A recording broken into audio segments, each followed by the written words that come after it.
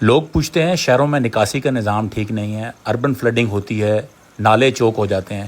اس video میں کوشش کروں گا سمجھانے کی کہ اس کے ذمہ دار ہم عوام ہیں۔ میں ایک راولپنڈی کنٹونمنٹ کے ایک نواحی علاقے میں ہوں، جہاں پر ایک نالے کے اوپر سینکڑوں بلکہ ہزاروں کی تعداد میں گھر موجود ہیں، اور یہ کئی کلومیٹر لمبی پٹی ہے جس کے اوپر اسی طرح سے ہی لوگوں نے نالوں کو اوپر سے چھت دیا ہے۔ اب یہ ایک بہت بڑا نالا ہے جو کہ ہزاروں بلکہ شاید کئی لاکھ کی آبادی کو سرو کرتا ہے، لیکن اس کے پیچھے اور آگے کیا حال ہے اس ویڈیو میں آپ کو دکھاتا ہوں۔ اور اس میں جب ہمارا کچرا اور ہماری گندگی اور ہمارے شاپرز جب اس پہ جاتے ہیں، اب یہ دیکھیں پورے آبادی کی آبادی اس نالے کے اوپر لوگوں نے گھر بنا دیے ہوئے ہیں، اور لوگ اس کے اوپر اب آباد ہو چکے ہیں۔ اب اس کے اوپر جب کبھی بھی پریشر آئے گا، اور اس کے بعد جب اس میں ہم تھیلے، شاپر، پلاسٹک اور یہ سب چیزیں ہم اس پہ ڈمپ کریں گے، تو ایک وقت آئے گا کہ یہ سارے نالے چوک ہو جائیں گے، اور پھر جب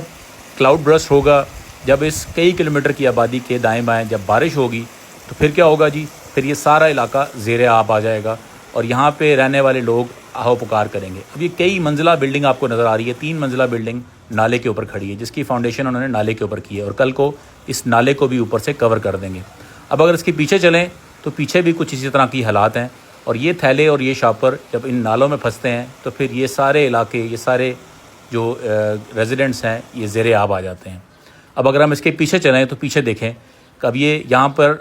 لوگوں نے اس سے پیچھے پورے گھر بنا لیے ہیں،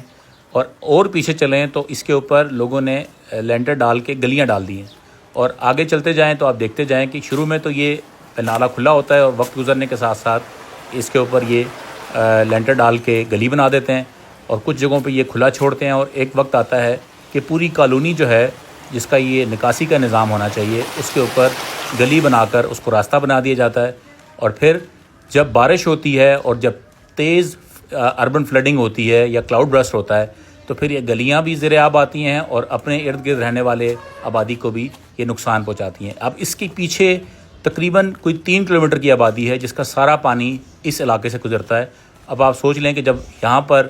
بارش ہوتی ہوگی تو اس نالے کا کیا حال ہوتا ہوگا، اور خدا نخواستہ اگر اربن فلڈنگ ہو جائے تو پھر کیا